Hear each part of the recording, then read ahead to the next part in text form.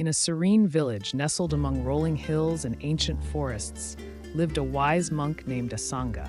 The villagers revered him for his wisdom, humility, and ability to find peace amidst life's turbulence. Asanga had renounced all worldly possessions and lived in a modest hut by a tranquil stream, dedicating his life to meditation and the pursuit of enlightenment. One day, as Asanga meditated under his favorite banyan tree, he noticed a beggar approaching.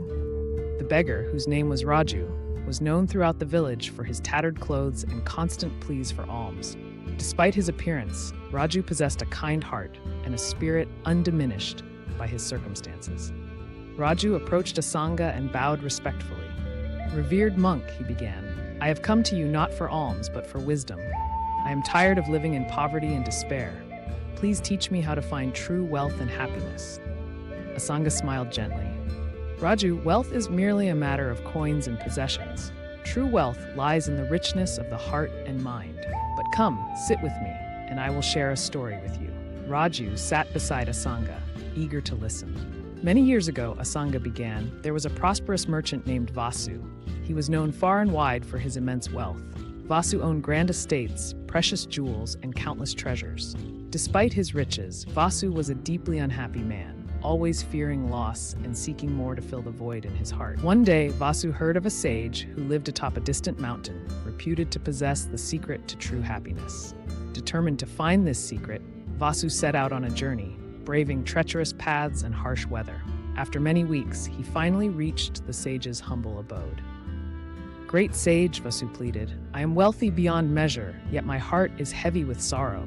Teach me the secret to true happiness." The sage, an old man with a serene countenance, invited Vasu to sit.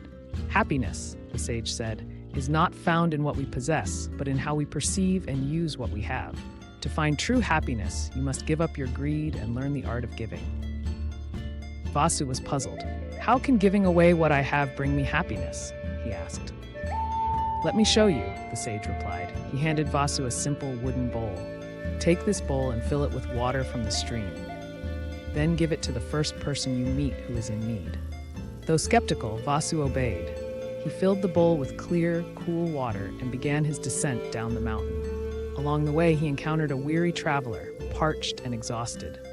Without hesitation, Vasu offered the bowl of water to the traveler, who drank gratefully and blessed him. As Vasu continued his journey, he felt a strange lightness in his heart.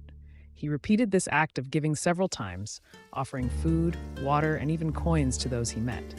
With each act of generosity, the heavy burden of his wealth seemed to lift, replaced by a profound sense of joy and contentment. When Vasu finally returned to his grand estate, he was a changed man. He began using his wealth to help others, building schools, hospitals, and shelters for the needy. His life, once filled with fear and greed, was now rich with love and fulfillment.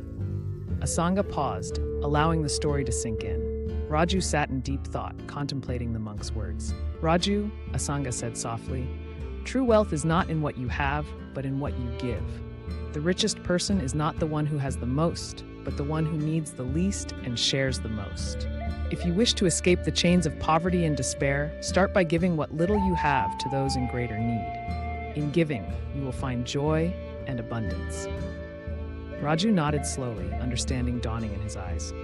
"Thank you, revered monk. I will follow your advice and strive to give even when I have little."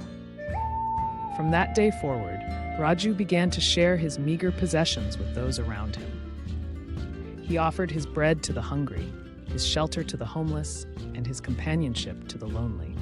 Though he remained poor in material wealth, his heart grew rich with the gratitude and love he received in return. News of Raju's transformation spread through the village, inspiring others to follow his example. The community grew stronger and more compassionate, united by the spirit of giving and mutual support. Years later, as Raju lay on his deathbed, surrounded by friends and loved ones, he reflected on his life with a peaceful heart. Though he had never amassed great wealth, he had lived a life of true richness, filled with love, gratitude, and the joy of giving. Asanga, now an old monk, visited Raju one last time. "You have learned well, my friend," he said, holding Raju's hand. "In giving, you have found the true wealth that many seek but few find. May your spirit continue to inspire others long after you are gone." With a final smile, Raju closed his eyes and breathed his last, his heart filled with the warmth of a life well lived. And in the hearts of the villagers, his legacy of generosity and love lived on, a testament to the enduring power of true wealth.